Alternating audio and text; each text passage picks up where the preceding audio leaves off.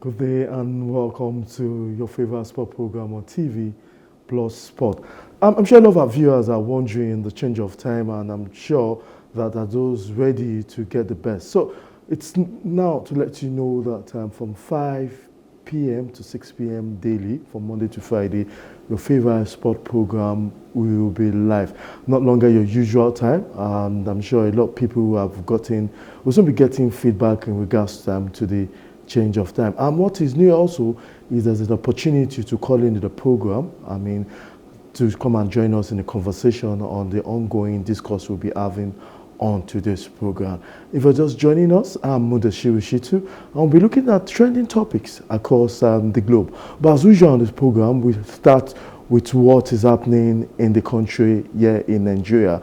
And joining me to be part of this program is Joachim Idada, who is a sport entrepreneur, someone who has done so well for sport development in the country. You're welcome, Joachim. Muda, as usual, it's always very exciting being on air with you. But we all know that just a few days ago there have been issues in regards to the infrastructure decay about our sporting facilities in the country, but it was a concentration that brought about this topic was a few weeks ago when the sport minister came to inspect the national stadium. But we know beyond the national stadium, there are so many things wrong with our sporting facilities in the country.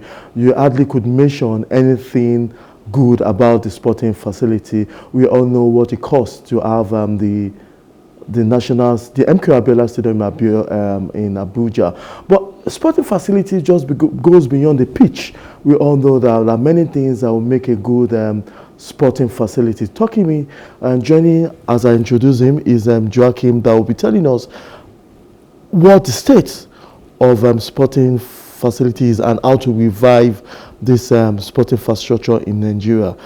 Joachim, I'm sure you're not happy as the rest of the people in regards to our state of sport facility in the country. Yes, first of all, even the adequacy. We are 200 million people. If we do a clear survey of the quantum size of sporting infrastructure that we have in Nigeria, you will see it's grossly inadequate. And it's sad, because it's also, in one breath, we portray ourselves as a sports-loving nation, in one breath. In the other breath, or a sports-friendly nation. But when you look at it from another perspective, you just see that we are backward when it comes to the area of providing adequate structure, infrastructure, adequate training, every aspect of sports. We are witnessing deficiency, especially in this country. Why has that refusal as a stakeholder? Why is there that refusal to revive this? Different administration come, say so many things, but they don't touch infrastructure.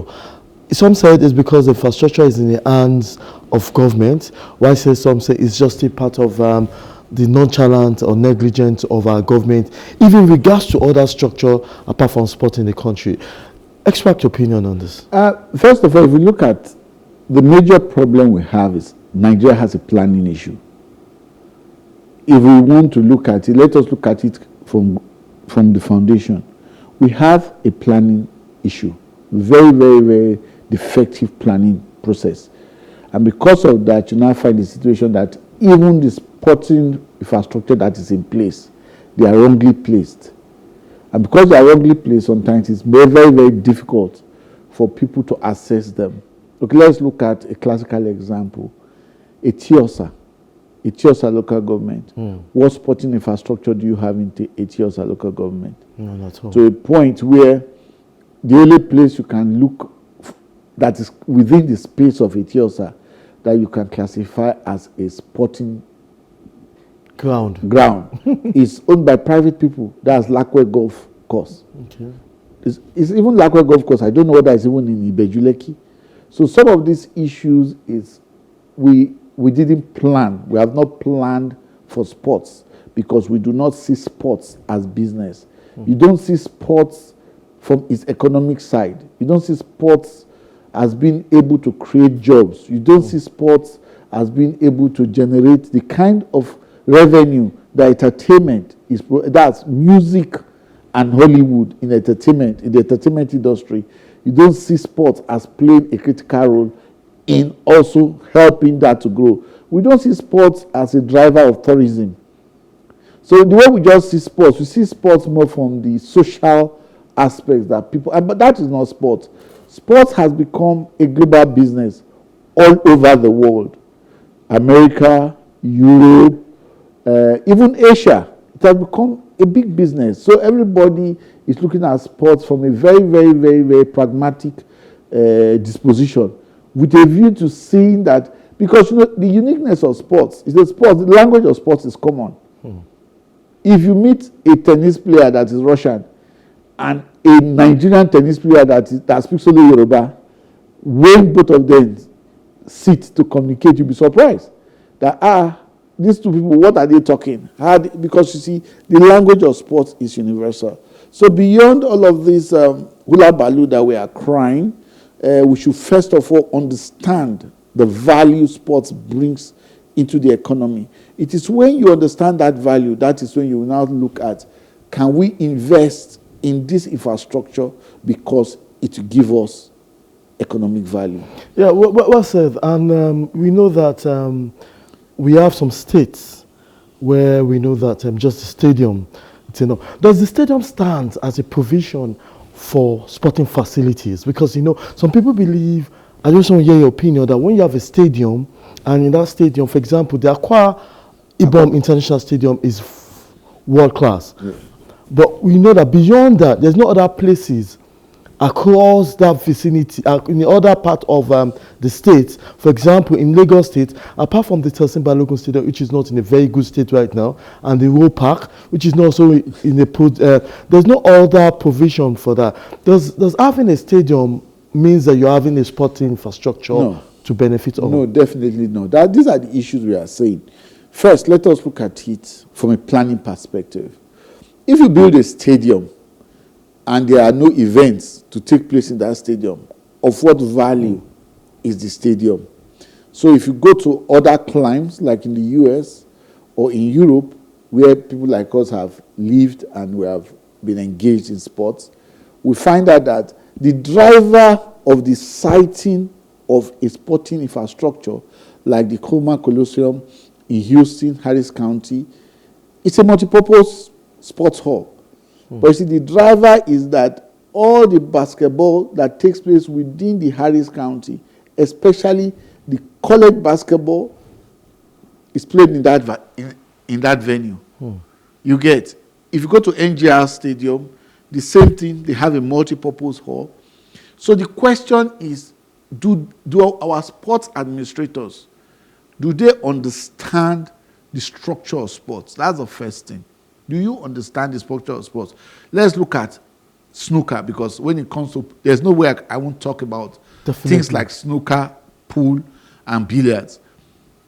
The city of Sheffield signed a 20 years agreement with the World Snooker Tour that the World Snooker Championship will take place in the multipurpose hall that is provided by the city of Sheffield. Free. You don't even pay for it. It's free.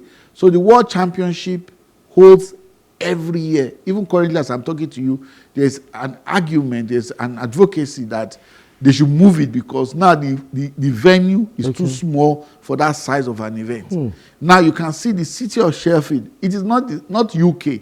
It's not the state. It is the city.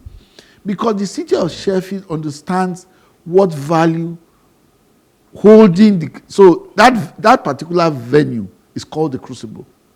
It's called the Crucible. So you now see what value does the Crucible bring, economic value, to the city of Sheffield during the period of the World Championship, almost 3 weeks.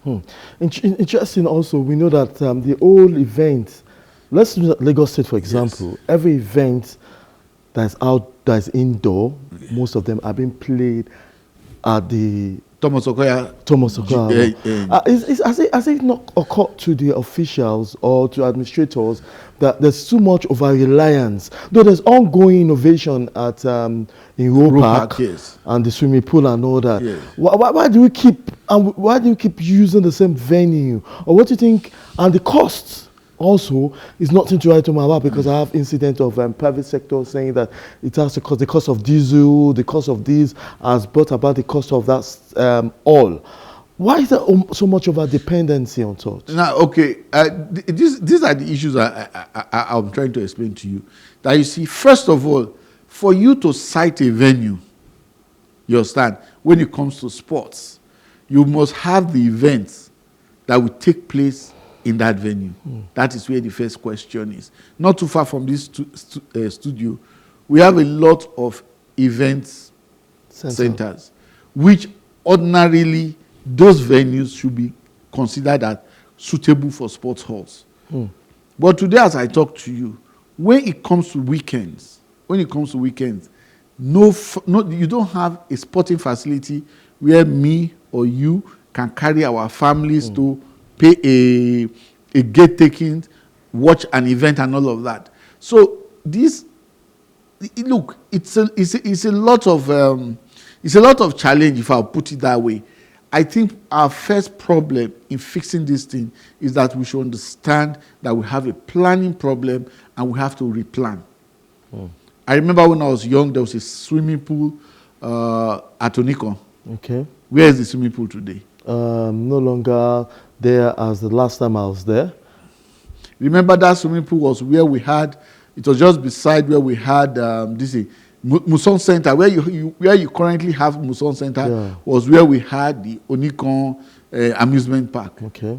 So you can see how our development strategy is very backwards.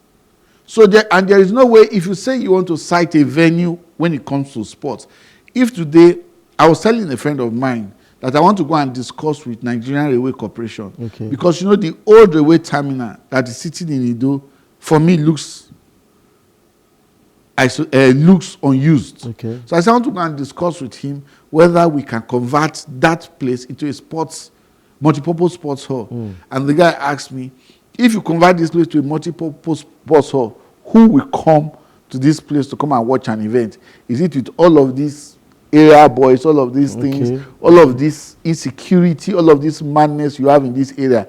Is that, which is right? Because if you go out of here, if you go to Marshall Arena in the United Kingdom, if you go to O2 Arena in the United, if you go to Blue Island, even in Dartford, if you go around, you see that for you to cite a sports infrastructure, there are lots of other things you take into consideration.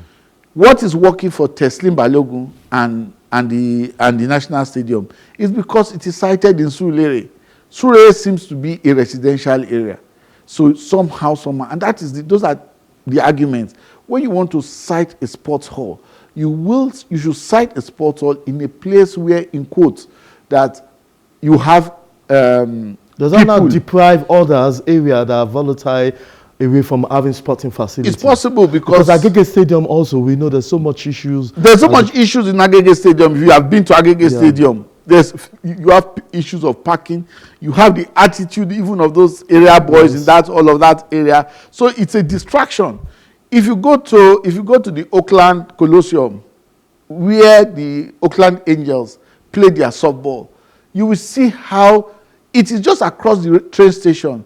So from anywhere in the Bay Area, 3 hours, you can take a train, you and your family can take a train, just go there, watch an event, and get out of the place safely and without any form of harassment. But you come to Nigeria, what do we have? So when we now talk about sporting infrastructure, there are so many things that is connected to the sporting infrastructure. First, for it to be suitable for events, and beyond that, for it to be sports friendly. Okay, we all know that the MKO Abiola Stadium in Abuja took away where we had enough money. Obasanjo administration brought that, and it went through a lot of decay before they brought money to revive. It's worrisome, and what do you think should be the blueprint and the policy that should be put in place? Because Solomon Dalon saw that left it there. The present one, Sunday Dare, also is battling with the fact that they need to do the National Stadium in Lagos very well. Why all this? Why all this? This is the last visit he had, that's Sunday Dare, the last visit, and this is what, though he said that the scoreboard has been renovated and all that is working, but why did we put ourselves in this situation? The first question we ask ourselves, you are investing so much money in this sporting infrastructure. The first question I want to ask is, Lagos State, what is the program? Even after they finish all of this renovation, what is the program that has been set that will keep this venue running continuously with an economic value? That is where it should start from. If you go to the Toyota Arena in Houston, forget that I always talk about UK. Quite a number of people. But those are leading examples. Because those are leading examples. Yeah. Toyota, that is where Houston Rockets play all their NBA matches. That is the home ground. Let me use that word. That is the home ground for Houston Rockets. So now I ask a question. You are renovating, or you are spending so much money in renovating this particular stadium. What is going to happen in that stadium?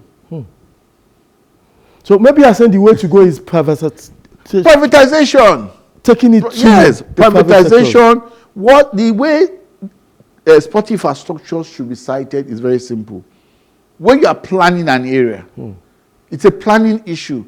When you are planning a state, when you are planning the local government, when you are planning the city, the town planners must create land, must create space that is dedicated to sports.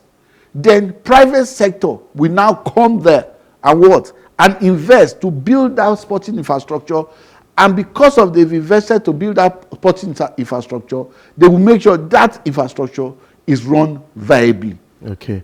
I'm sure if you're just joining us, you're welcome to Plus Sport, and it's interesting to know that the program is having a new dimension to it. So you have the opportunity to call in. You see the numbers on your screen right now, so that whether you share Joachim Idada opinion on reviving sport infrastructure, or you have your own way to go, you can call the number on your screen right now. That's away from. We'll come back to Joachim, but let's take you back to Memory Lane, where we had a report throwback when Pelé, who we know is one of the greatest footballer ever that lived in the world, died in 2022.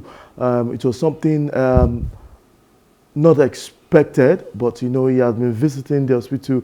A lot of people have forgotten how great he was. So we take you to a throwback report on Pelé from 1940 to 2022. On the lighter mode, our guest Joachim Idada is from Benin, which is the home ground of Bende Insurance. And is there any attachment one way or the other? Because I expected that looking at the English Premier League, if you live in London, you're a Londoner, you should always want to support a club in London, any of the clubs. But now, I know you stay in Lagos, but you come from Benin. Where this club Bende Insurance from? What do you? And you see them doing so well, but they've not lost. Now I'm not putting on sport, but I think they should be, because they are trying to bring Bende Insurance. No. The first question is what are the attachments when it comes to sports? There's what we call ownership in branding. Okay.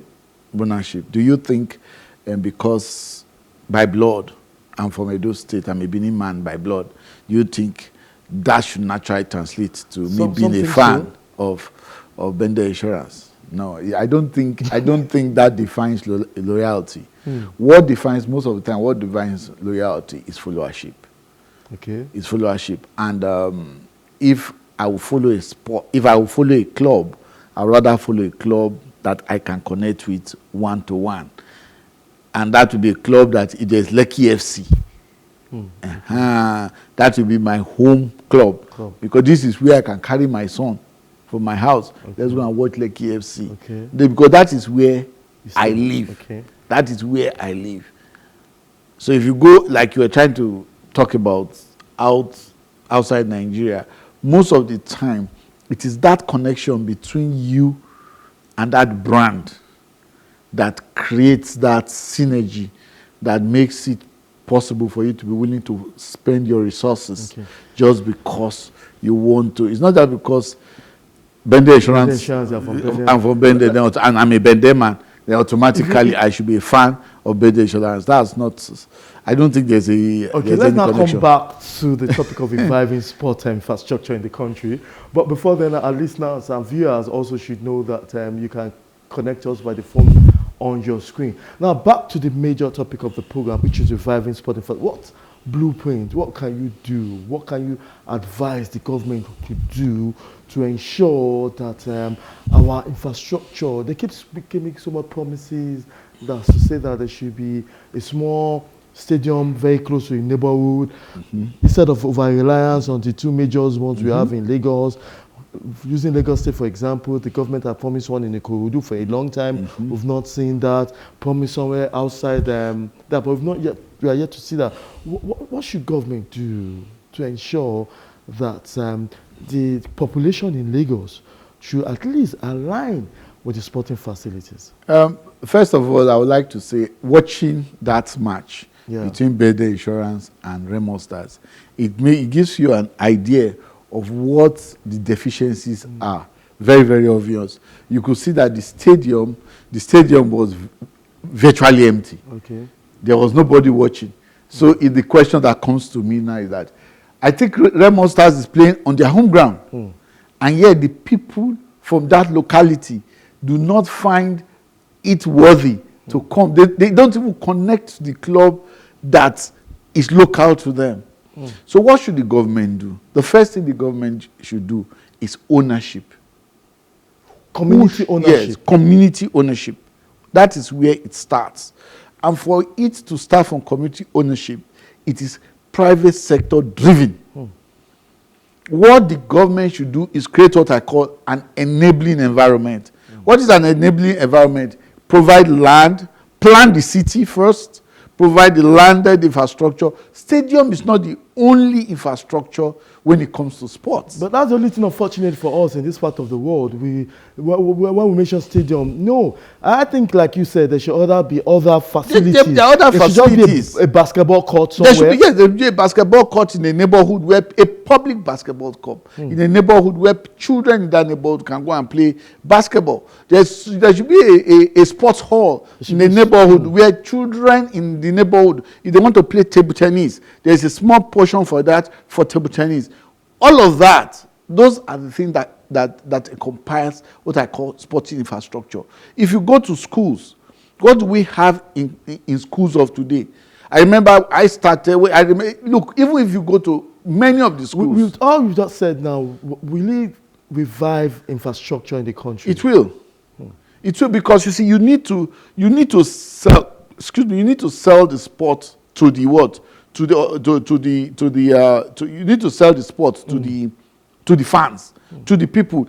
If there's a pool tournament, if there's a snooker tournament within the Lekki axis, even within Lagos State, that is well organized, there is no way I will be in my house, even if I'm not the organizer.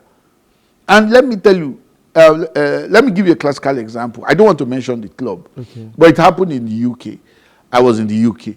And they were playing, and that's how the people in the neighborhood, the number of people that come to watch, the fans, they were dropping, and became very abysmal. All of a sudden, one of the matches, they call it striker. Okay. Do you know what a striker is? We know striker, football striker. Okay. No, not football striker. Explain, have you ever the striker are those people you see during the match. Okay. They can pull their clothes naked. Okay. And walk on the field. And they run on the field. Okay. Suddenly, one just jumped out of this and ran into the field. First, there was the woman that ran into the field. Then the next people from the other end, a man ran. Police came. It was like drama. And I asked, luckily I knew the owner of the club, and I asked, what was all of that about? He said the police is taking care of it. That was when I now realized that the next match, you won't believe, the stadium was full because people thought that another person is going to pull the clothes and run to the field. Okay. So you can now, this is all part of marketing. Some people, you see, you mix other activities in the event. Example, you can have a musician. Pre-match event. Pre-match event, during your halftime. You have a musician perform during your halftime. After the event, in Oakland, like I told you in Oakland, their matches will always extend. Their softball matches will always extend to that 8 o'clock. After the match, guess what will happen? Fireworks. Very, very beautiful thing to see. You have tailgating. Is that on a special day on every match day? In the match, it's all part and parcel of the entertainment. It's all part. I asked somebody in one of the matches we went to watch, I said, come, can you please explain this sport? Because they spoke so much about it on television. So I told my family, okay, we'll go there and go and watch it. Okay. I didn't understand A for apple in this sport. I know cricket. But softball, I'm still new to softball. Yeah. Can you please explain what's going on? The guy said, hey, forget what's going on there. Those people are earning their money. They're making millions. They're millionaires. They're earning their money. Hey, you see the beer that is going past? That's what's going on. Drink the beer. Hey, eat the sausage. So you see what is going on? There's so much merchandising going on within the vicinity of the stadium. Losing revenue. Like I told you, I was talking to my brother yesterday. Look, the number of people that were outside the stadium, the Oakland Stadium, was more than the number of people inside the stadium. What were they doing? Tailgating. It was like a festival. They just opened the back of their cars, opened the tail, all of them driving truck. Loud music, they are making sausage, they are making meat pie, they are making this. As you're walking past, they tell you, hey, why did you want some? All sorts of things going on. It's like a carnival. What we watch right now between Remo Stars and Bendel Insurance, did that look like a semblance of a carnival to you? No. So you see, there's so much, because the sporting infrastructure is just an element that is required to create what I call a festive environment. It is that festive environment that will make it profitable and make it nice. You understand? For me and you, for families to want to leave their various homes and go and watch the match. Because that's it, no matter how beautiful the stadium is looking here, you understand what I am seeing. It's an empty stadium. Yeah, now, well said. Thank God the post stories going in line, the MPFL matches and reviving sports. Yes. Now, on that 3 points, if you can permit, or 4 points as we round up, tell us what should government do, especially the incoming government, to revive sport infrastructure in Nigeria. Time is no longer our friend. The first role of government to do in sports, in most businesses, is what? Replan. We need to replan our strategy. Where government should get involved is in school sports. School sports, okay. They should invest in school sports, where and hand over all of this major sporting to private sector. Another thing the government should also do is that the state government should not be the one providing all the venues and everything. What is the role of the local government? I live in a local government. If I want to go to a venue with my family, I need to leave all the way. I need to leave Lekki and go all the way to Surulere to be able to enjoy it. So the local government should play a critical role in the provision of sporting infrastructure for us in this country. Yeah, Joachim, Idada, I want to say a big thank you for being part of today's show. My pleasure. There's so much to talk about on this, especially the fact that incoming administration is coming in. We'll call you later to give us your expert opinion on these topics and many more. Well, before you go, I remember just before the election, I submitted a paper to one of the politicians. Take this paper, go and give it to whoever. If your party wins, give them. These are my recommendations to revive sports in Nigeria. Okay, we'll talk on that. We'll talk on that policy, that particular proposal. We'll talk on the next program. Yes, thank you very much, Joachim Idada. A very wonderful guest that will give us what you need to know, objectivity in the world of sport, administration, and many more. This is what we call it a curtain draw on the show's program. I want to say a big thank you for being part of the show. Yes, I'm still Mudashiru, but I will not let you go without letting you know this particular report on why people run in a marathon. Same time tomorrow, same time, 5 p.m. to 6 p.m. We'll be giving you all what you need to know in the world of sport. Bye for now.